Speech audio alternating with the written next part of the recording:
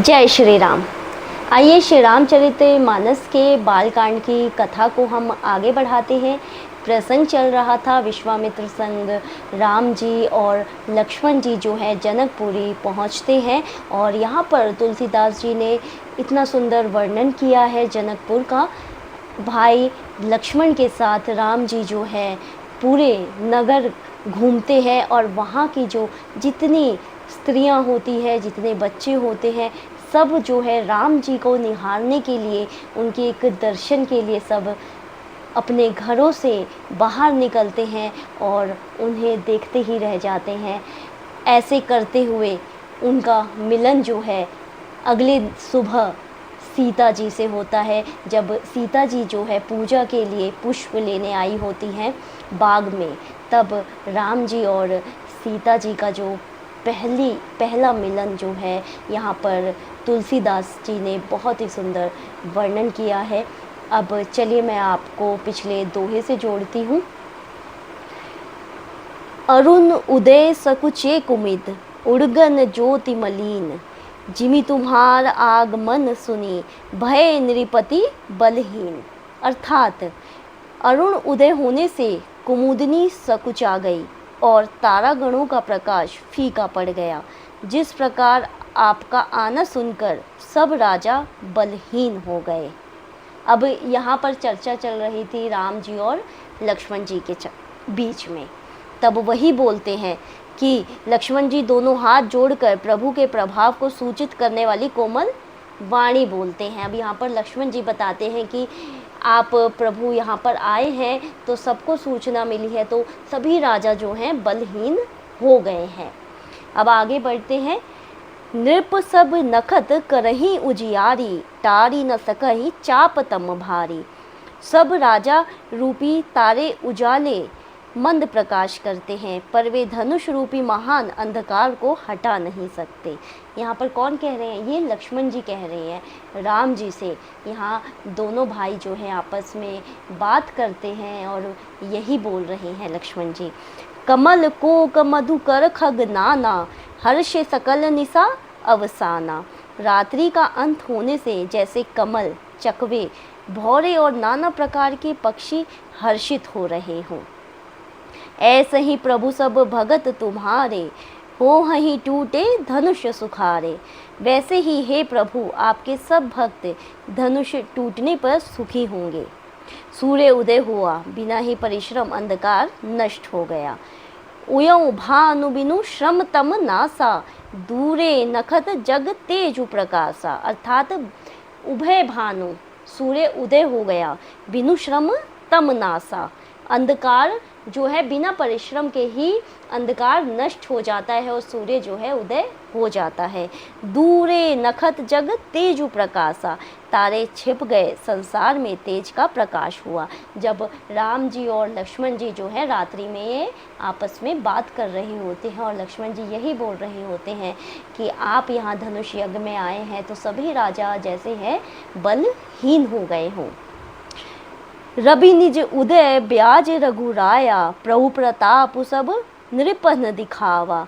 हे रघुनाथ जी, सूर्य ने अपने उदय के बहाने सब राजाओं को प्रभु आपका प्रताप दिखलाया है। तव भुज बल महिमा उद्घाटी, प्रगति धनु विघटन परिपाटी। आपकी भुजाओं के बल की महिमा को उद्घाटित करने के लिए ही धनुष तोड़ने की यह पद्धति प्रकट हुई है। यहाँ तुलसीदास जी वही वर्णन कर रहे हैं कि धनुष यज्ञ राम जी की महिमा, राम जी का बल दिखाने के लिए एक तरह से किया गया है। बंधु बचन सुनी प्रभु मुस्काने, हो ही सूची सहज पुनित नहाने। भाई के वचन सुनकर प्रभु मुस्कुराए। फिर स्वभाव से ही पवित्र श्री राम जी ने शौच से निवृत्त होकर स्नान किया और नित्य कर्म करके वे गुरु जी के पास आए। यहाँ लक्ष्मण जी जो है राम जी की ऐसी तारीफ़ें कर रहे हैं, बोल रहे हैं कि आप धनुष यज्ञ इसलिए रखा गया है कि सभी राजा जो है आपका बल देख पाए। लक्ष्मण जी ऐसे अपने प्रभु श्री राम जी को बोल रहे हैं। नित्य क्रिया करी गुरु पही आए, चरण सरोज सुभग सिर नाय। अब नित्य क्रिया करके राम जी जो है गुरु जी के चरण पकड़ते हैं और उन्हें प्रणाम करते हैं। सतानंदु तब जनक बोलाए, कौसुक मुनि पही तुरंत पठाए। तब जनक जी ने शतानंद जी को बुलाया और उन्हें तुरंत ही विश्वामित्र मुनि के पास भेजा। जनक बिनय तिन आई सुनाई, हर्षे बोली लिए दोई भाई। उन्होंने आकर जनक जी की विनती सुनाई। विश्वामित्र जी ने हर्षित होकर दोनों भाइयों को बुलाया। अब यहाँ पर जो है जनक जी ने सतानंद जी को भेजा है यहाँ विश्वामित्र जी के पास कि आप उन्हें जाकर बुला लाइए। अब यहाँ पर दोहा है, सतानंद पद बंदी प्रभु, बैठे गुरु पही जाए। चलऊँ तात मुनि कहऊँ तब, पठवा जनक बुलाए। शतानंद जी के चरणों की वंदना करके प्रभु श्री रामचंद्र जी गुरु जी के पास जा बैठे। तब मुनि ने कहा, हे तात चलो, जनक जी ने बुला भेजा है। सिए स्वयंबरु देखऊँ जाई, इसु काहि धो देई बढ़ाई। चलकर सीता जी के स्वयंवर को देखना चाहिए। देखे ईश्वर किसको बढ़ाई देते हैं। अब यहाँ पर तब कहते हैं, शतानंद जी ने बोला है कि चलिए आपको जनक जी ने बुलाया है। लखन कहा जस भाज अनुसोई, नाथ कृपा तब जा पर होई। जिस पर आपकी कृपा होगी, अब लक्ष्मण जी कहते हैं, जिस पर आपकी कृपा होगी वही बड़ाई का पात्र होगा, अर्थात धनुष तोड़ने का श्रेय उसी को प्राप्त होगा। हर्षे मुनि सब सुनी बरे बानी, दीन्ही असीस सबहि सुखी मानी। इस श्रेष्ठ वाणी को सुनकर सब मुनि प्रसन्न हुए, सभी ने सुख मानकर आशीर्वाद दिया। पुनि मुनि वृंद समेत कृपाला, देखन चले धनुष मख साला। फिर मुनियों के समूह सहित कृपालु श्री रामचंद्र जी धनुष यज्ञशाला देखने चले गए। रंग भूमि आए दोई भाई, असी सुधि सब पुर बास निपाई। दोनों भाई रंग भूमि में आए। ऐसी खबर जब सब नगरवासियों ने पाई, तब बालक जवान बूढ़े स्त्री पुरुष सभी घर और कामकाज को भुलाकर चल दिए। चले सकल गृह काज बिसारी, बाल जुबान जरठ नर नारी। सब बूढ़े बच्चे सब श्री राम जी को देखने के लिए नगर से अपने घरों से बाहर आए। देखी जनक भीर भे भारी, सुचि सेवक सब लिए हकारी। जब जनक जी ने देखा कि बड़ी भीड़ हो गई है, तब उन्होंने सब विश्वास पात्र सेवकों को बुलवा लिया। तुरंत सकल लोगन पही जाओ, आसन उचित देहु सब काहो। और क्या कहा जनक जी ने, तुम लोग तुरंत सब लोगों के पास जाओ और सब किसी को यथा योग्य आसन दो। अब यहाँ दोहा है, कहे मृदु बचन विनीत, तीन बैठारे नर नारी। उन सेवकों ने कोमल और नरम वचन कहकर उत्तम, मध्यम, नीच और लघु सभी श्रेणी के स्त्री पुरुषों को अपने अपने योग्य स्थान पर बिठाया। उत्तम, मध्यम, नीच, लघु निज निज थल अनुहारी। सबको उसके हिसाब से उन सेवकों ने अच्छे से उन्हें स्थान दिया। राजकुंवर तेहि अवसर आए, मनहु मनोहरता तन छाए। उसी समय राजकुमार राम जी और लक्ष्मण जी वहाँ आए। वे ऐसे सुंदर हैं मानो साक्षात मनोहरता ही उनके शरीर पर छा रही हो। गुणसागर नागर बर बीरा, सुंदर श्यामल गौर शरीरा। सुंदर सांवला और गौरा उनका शरीर है। वे गुणों के समुद्र, चतुर और उत्तम वीर है। यहाँ पर तुलसीदास जी वर्णन कर रहे हैं राम जी और लक्ष्मण जी के चरित्र का। राज समाज विराजत रूरे, उड़गन महुजनु जुग विधु पूरे। वे राजाओं के समाज में ऐसे सुशोभित हो रहे हैं मानो तारागणों के बीच दो पूर्ण चंद्रमा हो। जिनके रही भावना जैसी, प्रभु मूरत तिन देखी तैसी। जिनकी जैसी भावना थी, प्रभु की मूर्ति उन्होंने वैसे ही देखी। देखहि रूप महारन धीरा, मनहु वीर रसु धरे शरीरा। महान रणधीर राजा लोग श्री रामचंद्र जी के रूप को ऐसे देख रहे हैं मानो स्वयं वीर रस शरीर धारण किए हो। डरे कुटिल नृप प्रभु निहारी, मनहु भयानक मूर्ति भारी। कुटिल राजा प्रभु को देखकर डर गए मानो बड़ी भयानक मूर्ति हो। रहे असुर छल छोन निबद बेशा, तिन प्रभु प्रगट काल सम देखा। छल से जो राक्षस वहाँ राजाओं के वेश में बैठे थे उन्होंने प्रभु को प्रत्यक्ष काल के समान देखा। पूर्वबासिन देखे दो भाई, नरभूषण लोचन सुखदाई। नगर निवासियों ने दोनों भाइयों को मनुष्यों के भूषण रूप और नेत्रों को सुख देने वाला देखा। अब यहाँ पर दोहा है, नारी बिलो कहीं हर्ष हिये, निज निज रुचि अनुरूप। स्त्रियां हृदय में हर्षित होकर अपने अपने रुचि के अनुसार उन्हें देख रही हैं। जनु सोहत श्रृंगार धरी, मूर्ति परम अनूप। मानो श्रृंगार रस ही परम अनुपम मूर्ति धारण किए सुशोभित हो रहा है। विदुषण प्रभु विराटमय धीसा, बहुमुख कर पग लोचन सीसा। अर्थात विद्वानों को प्रभु विराट रूप में दिखाई दिए जिसके बहुत से मुंह, हाथ, पैर, नेत्र और सिर हैं। यहाँ पर तुलसीदास जी वर्णन कर रहे हैं हर किसी को जिसकी जैसी भावना है उसी भावना से श्री राम जी जो है दिख रहे हैं। जनक जाति अवलोकहि कैसे, सजन सगे प्रिय लागहि जैसे।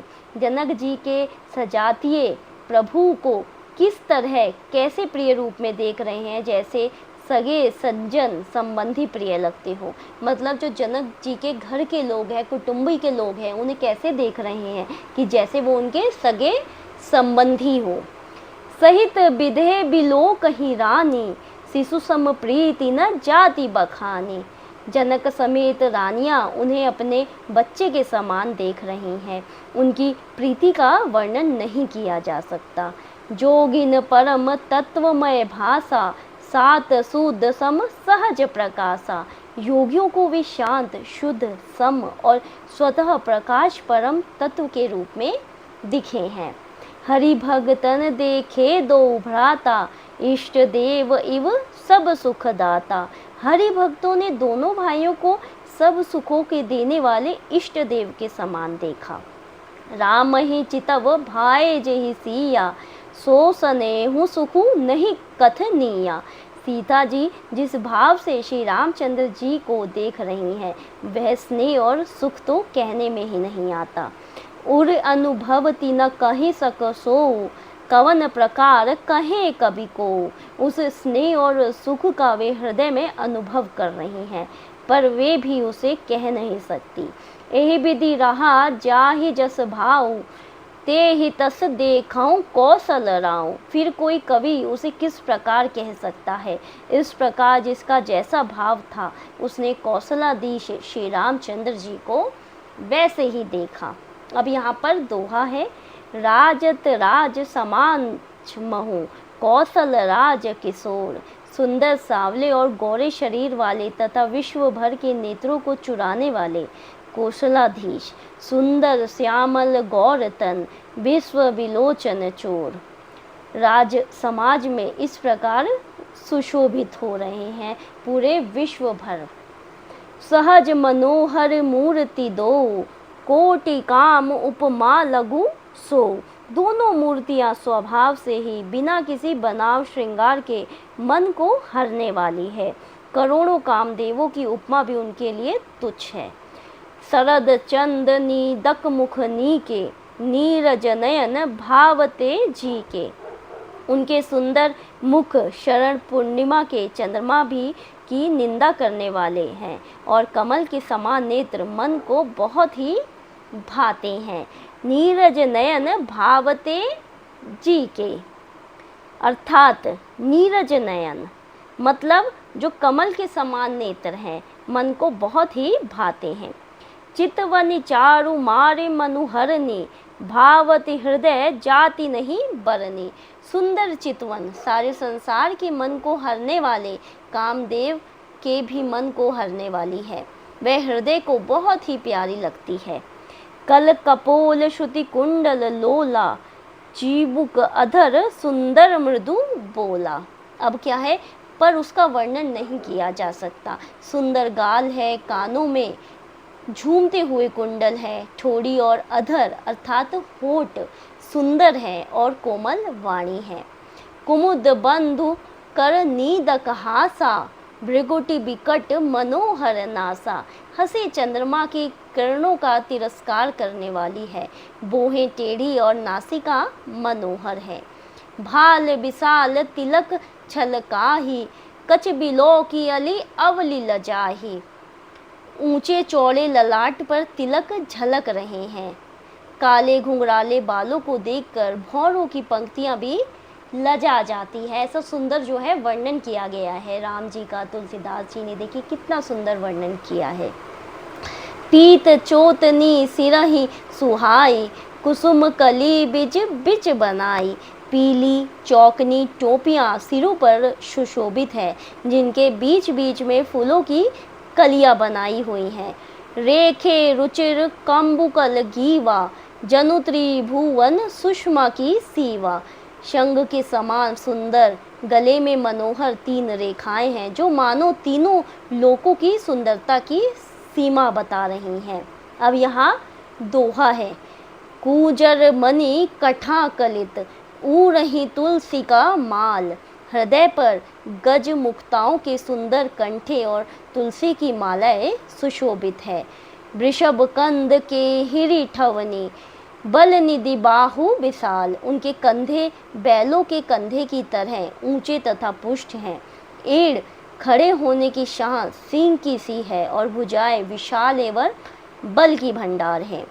कटि तुनीर पित पत बांधे, कर सर धनुष बाम बर कांधे।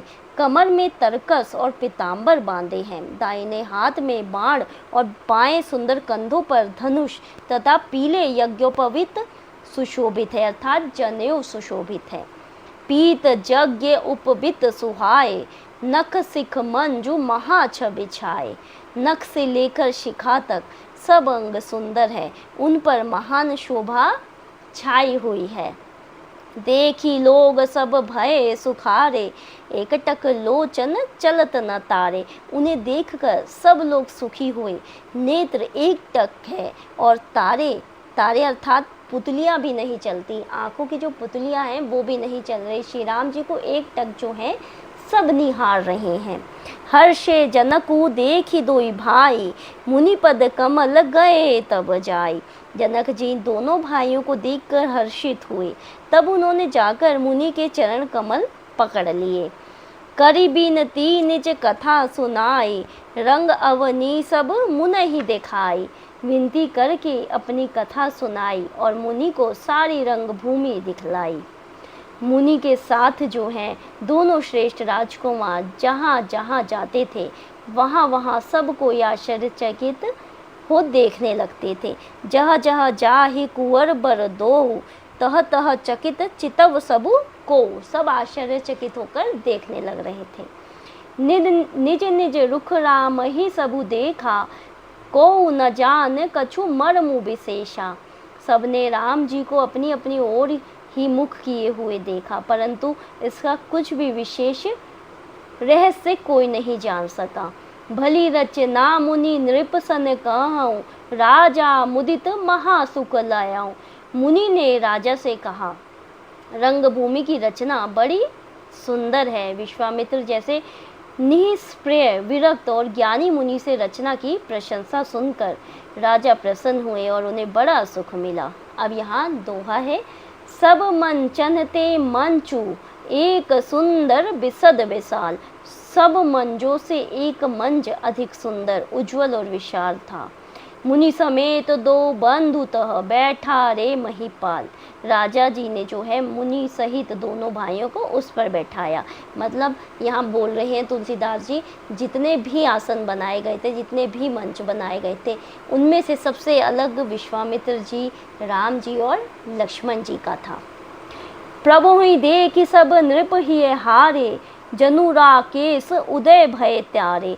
प्रभु को देखकर सब राजा हृदय में ऐसे हार गए, मतलब निराश हो गए, उत्साहहीन हो गए, जैसे पूर्ण चंद्रमा के उदय होने पर तारे प्रकाशहीन हो जाते हैं।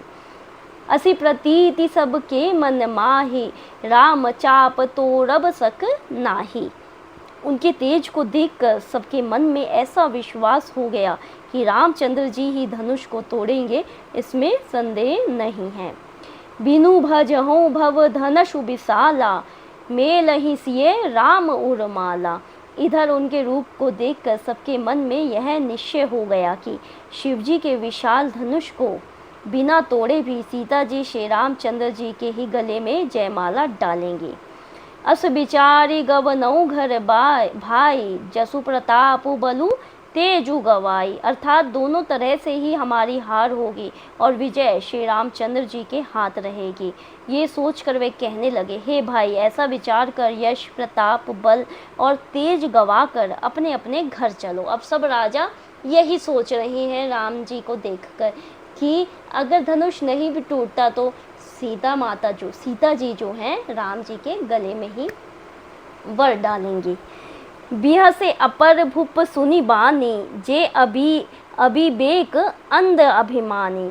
दूसरे राजा जो अविवेक से अंधे हो रहे थे और अभिमानी थे, यह बात सुनकर बहुत हंसे।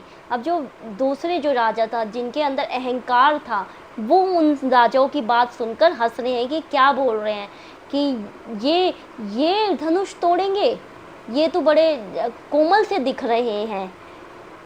तोड़हु धनुषु ब्याहु अवगाहा, बिनु तोड़े को कुंवरी बिहा। धनुष तोड़ने पर भी विवाह होना कठिन है, अर्थात सहज ही में हम जानकी को हाथ से जाने नहीं देंगे, फिर बिना तोड़े तो राजकुमारों का ब्याह हो ही नहीं सकता। एक बार कालौ किन हो, सिय हित समर जीतब हम सो। काल ही क्यों ना एक बार तो सीता के लिए उसे भी हम युद्ध में जीत लेंगे। यह सुनी अवर महिप मुस्काने, धर्मशील हरि भगत सयाने। यह घमंड की बात सुनकर दूसरे राजा जो धर्मात्मा हरि भक्त और सयाने थे मुस्कुरा गए। अब यहाँ पे सोरठ है, सिए बिहा भी राम गर्भ, दूरी करे नृपन के। जीति को सक संग्राम, दशरथ के रन बाकुरे। उन्होंने कहा, राजाओं के गर्व दूर करके जो धनुष किसी ने नहीं टूट सका है, उसे तोड़कर श्री रामचंद्र जी सीता जी को बिहाएंगे। महाराज दशरथ के रण में बाके पुत्रों को युद्ध में तो जीत ही कौन सकता है। उन राजाओं ने कहा, जो हरि भक्त राजा थे, उन लोगों ने कहा, व्यर्थ मरहूँ जनी गाल बजाई, मन मोद कहेंगी भूख भुताई। गाल बजाकर व्यर्थ ही मत करो, मन के लड्डुओं से भी कहीं भूख बुझती है। सिख हमारी सुनी परम पुनीता, जगदम्बा जानऊ जिय सीता। हमारी परम पवित्र सीख को सुनकर सीता जी को अपने जीव में साक्षात जगत जननी समझो। उन्हें पत्नी रूप में पाने की आशा एवं लालसा छोड़ दो। उन अहंकारी राजाओं को कह रहे हैं। जगत पिता रघुपत ही बिचारी, भरी लोचन छवि ले निहारी। और श्री रघुनाथ जी को जगत का पिता परमेश्वर विचार कर नेत्र भर कर उनकी छवि देख लो। ऐसा अवसर बार बार नहीं मिलेगा। सुंदर सुखद सकल गुण राशि, ए दो बंधु संबूर बासी। सुंदर सुख देने वाले और समस्त गुणों की राशि ये दोनों भाई शिव जी के हृदय में बसने वाले हैं। स्वयं शिव जी भी जिन्हें सदा हृदय में छिपाए रखते हैं, वे तुम्हारे नेत्रों के सामने आ गए हैं। ए दो बंधु संबूर बासी, जो शिव जी जो है हृदय में छुपाए रखते हैं। सुधा समुद्र समीप बिहाई, मृग जलु निरखी मरहु कत धाई। समीप आए हुए अमृत के समुद्र को छोड़कर जगत जननी जानकी को पत्नी रूप में पाने की दुराशा रूप मिथ्या मृग जल को देखकर दौड़कर क्यों मरते हो। करहूँ जाई जा कहूँ जोई भावा, हम तो आजु जन्म फलु पावा। जिसको जो अच्छा लगे वही जाकर करो, हमने तो श्री रामचंद्र जी के दर्शन करके आज जन्म लेने का फल पा लिया है और जीवन और जन्म को सफल कर लिया है। अब यहाँ पर जो हरि भक्त वाले राजा थे, जो बहुत पूजा पाठ करते थे, सयाने थे, वो बोल रहे हैं, अस कहीं भले भूपे अनुरागे, रूप अनूप बिलोकन लागे। ऐसा कहकर अच्छे राजा जो है प्रेम मग्न होकर श्री राम जी का अनुपम रूप देखने लग गए। देखें सुर नभ चढ़े विमाना, बरसें सुमन करहीं कल नाना।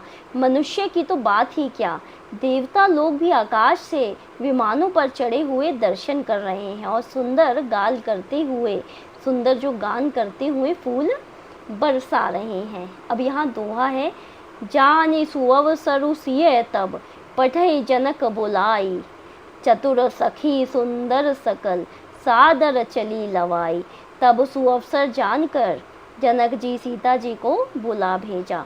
सब चतुर और सुंदर सखियां आदर पूर्वक उन्हें लिवाल चली। सिए शोभा नहीं जाई बखानी, जगदम्बिका रूप गुण खानी। रूप और गुणों की खान जगत जननी जानकी जी की शोभा का वर्णन नहीं हो सकता है।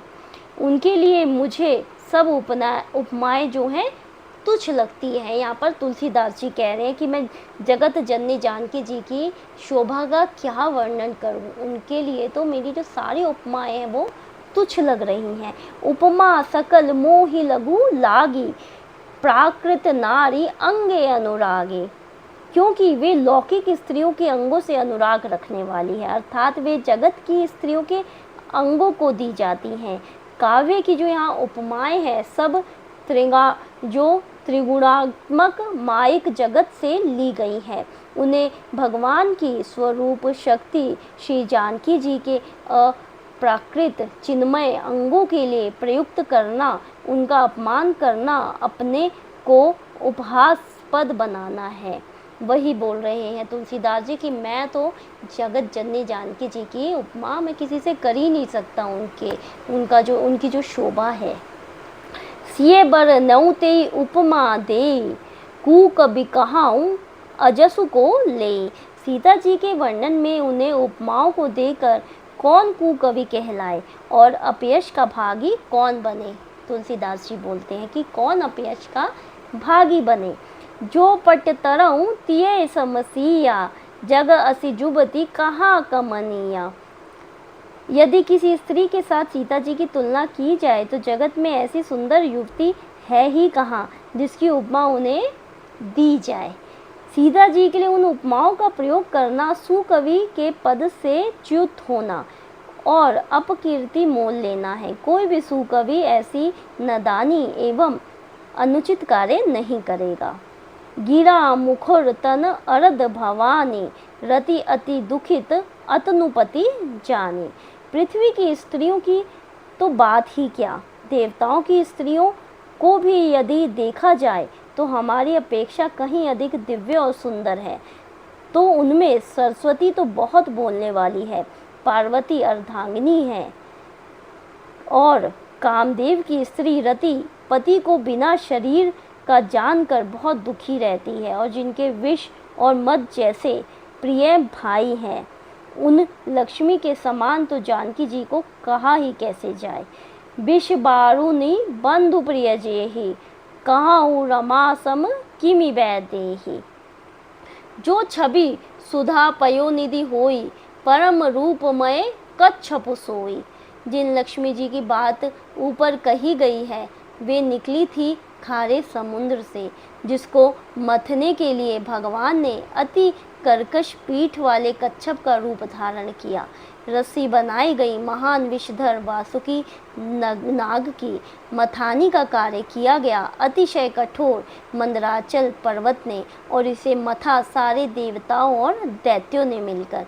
जिन लक्ष्मी को अतिशय शोभा की खान और अनुपम सुंदरी कहते हैं उनको प्रकट करने में हेतु बने ये सब असुंदर एवं स्वाभाविक ही कठोर उपकरण हैं।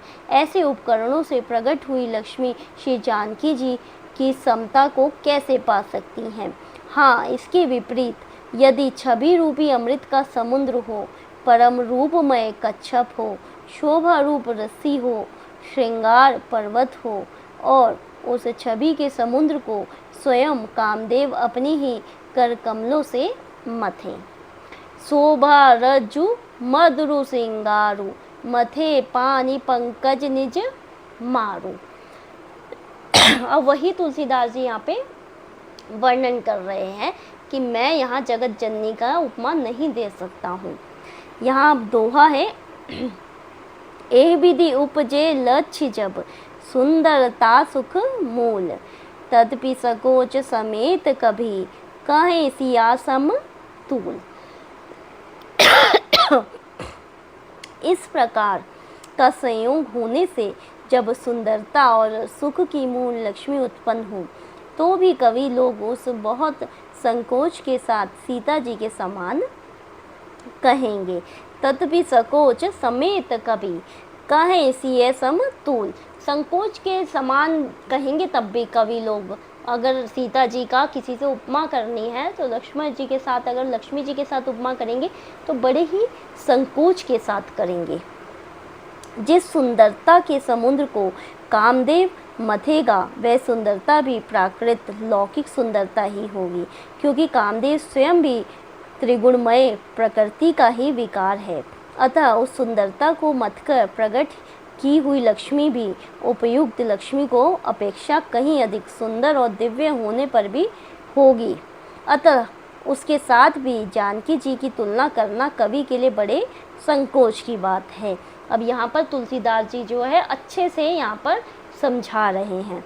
जिस सुंदरता से जानकी जी का दिव्याति दिव्य परम दिव्य विग्रह बना है, वह सुंदरता उपयुक्त सुंदरता से भिन्न अप्राकृत है। वस्तुतः लक्ष्मी जी का अप्राकृत रूप भी यही है। वह कामदेव के मथने में नहीं आ सकती और वह जानकी जी का स्वरूप ही है। अतः उनसे भिन्न नहीं और उपमा दी जा सकती, भिन्न वस्तु के साथ है। इसके अतिरिक्त जानकी जी प्रकट हुई और स्वयं अपनी महिमा से उन्हें प्रकट करने के लिए किसी भिन्न उपकरणों की अपेक्षा नहीं है। अर्थात शक्ति शक्तिमान से अभिन्न और दे तत्व है। अतएव अनुपमेय यही गूढ़ दार्शनिक तत्व भक्त शिरोमणि कवि ने इस अभूतो माल मंगलान में द्वारा बड़ी सुंदरता से व्यक्त किया है। चली संगले सखी सयानी, गावत गीत मनोहर बानी। सयानी सखियाँ सीता जी को साथ लेकर मनोहर वाणी से गीत गाती हुई चली। सो नवल तनु सुंदर सारी, जगत जननी अतुलित छवि भारी। सीता जी के नवल शरीर पर सुंदर साड़ी सुशोभित है, जगत जननी की महान छवि अतुलनीय है। यहाँ पर तुलसीदास जी ने बहुत ही विस्तार से जो है सीता जी की तुलना किसी से नहीं की है कि मैं किसी से नहीं कर सकता। भूषण सकल सुदेश सुहाए, अंग अंग रचि सकहि बनाए। सब आभूषण अपनी अपनी जगह पर शोभित है, जिन्हें सखियों ने अंग अंग में भली भांति सजाकर पहनाया है। रंग भूमि जब सिए पगुधारी, देखी रूप मोहे नर नारी। जब सीता जी ने रंग भूमि में पैर रखा, तब उनका दिव्य रूप देखकर स्त्री पुरुष सभी मोहित हो गए। हर्षी सुरह धुंदुबी बजाई, बरसी प्रसून अप्सरा गाई। देवताओं ने हर्षित होकर नगाड़े बजाए और पुष्प बरसाकर अप्सराएं गाने लगी। पानी सरोज सोहज माला, अवचट चितये सकल भुआला। सीता जी के कर कमलों में जयमाला सुशोभित है। सब राजा चकित होकर अचानक उनकी ओर देखने लगे। सिय चकित चित राम ही चाहा, भय मोह बस सब नर नाहा। सीता जी चकित चित से श्री राम जी को देखने लगी। तब सब राजा लोग मोह के वश हो गए। मुनि समीप देखे दो भाई, लगे ललकी लोचन निधि पाई। सीता जी ने मुनि के पास बैठे हुए दोनों भाइयों को देखा तो उनके नेत्र अपना खजाना पाकर ललचाकर वहीं श्री राम जी में जा लगे और स्थिर हो गए। सीता जी के नेत्र जो है श्री राम जी में ही एकटक देखते रह गए। अब यहाँ पर दोहा है, गुरजन लाज समाज उबड़, देखि सिय सकुचानी, लागी बिलोकन सकहि तन, रघुबीरहि उर आनी। परंतु गुरुजनों की लाज से तथा बहुत बड़े समाज को देखकर सीता जी थोड़ी सकुचा गई। वे श्री रामचंद्र जी को हृदय में लाकर सखियों की ओर देखने लगी। राम रूपी अरुषिये छवि देखे, नर नारहि परिहरि निमेषे। श्री रामचंद्र जी का रूप और सीता जी की छवि देखकर स्त्री पुरुषों ने पलक मारना छोड़ दिया। सब अपने मन में सोचते हैं पर कहते सकुचाते हैं। मन ही मन वे विधाता से विनय करते हैं। सोचहि सकल कहत सकुचाही, विधि सन विनय करहि मन माही। कौन? जो सब स्त्री पुरुष जो है। हरू विधि बेगी जनक जड़ताई, मति हमारी असी देहि सुहाई। हे विधाता, जनक की मूर्ता को शीघ्र हर लीजिए, हमारी ही ऐसी सुंदर बुद्धि उन्हें दीजिए कि जिसे बिना ही विचार किए राजा अपना प्रण छोड़कर सीता जी का विवाह राम जी से कर दे। बिनु विचारी पनु तजी नर नाहूँ, सिय राम कर करे विवाहूँ। यहाँ पर सब स्त्री पुरुष यही विनती कर रही हैं कि जैसा हम सोच रहे हैं राजा जनक जी की बुद्धि जो है फिर जाए, उनकी बुद्धि दूसरी हो जाए और वो ऐसा ऐलान कर दे कि सीता जी का विवाह जो है राम जी से होगा। जगु भल कहि भाव सब काहू, हट कीने अंतहु उर दाहू। संसार उन्हें भला कहेगा क्योंकि यह बात सब किसी को अच्छी लगती है। यही लाल सा मगन सब लोगो, बरु सवारो जानकी जोगो। हट करने से अंत में भी हृदय जलेगा। सब लोग इसी लालसा में मग्न हो रहे हैं कि जानकी जी के योग्य वर तो यही सांवला ही है, श्री राम जी हैं। तब बंदी जन जनक बोलाए, बिरिदावली कहत चली आए। तब राजा जनक ने बंदी जनों को बुलाया। वे विरुदावली अर्थात वंश की कीर्ति गाते हुए चले आए। कहाँ नृपु जाई कहाँ पन मोरा, चले भाट ही हर्षु न थोड़ा। राजा ने कहा, जाकर मेरा प्रण सबसे कहो, भाट चले उनके हृदय में कम आनंद ना था। अब यहाँ पर दोहा है। बोले बंदु बचन बर, सुनो सकल महिपाल, पन विधे कर कहीं हम, भुजा उठाई विशाल। भाटों ने श्रेष्ठ वचन कहा, हे पृथ्वी की पालना करने वाले सब राजागण, सुनिए, हम अपनी भुजा उठाकर जनक जी का विशाल प्रण कहते हैं। अब यहाँ पर जो है जनक जी का आदेश बोल रहे हैं भाट लोग। अब आगे की कथा हम अगले प्रसंग में सुनेंगे। तब तक के लिए जय श्री राम।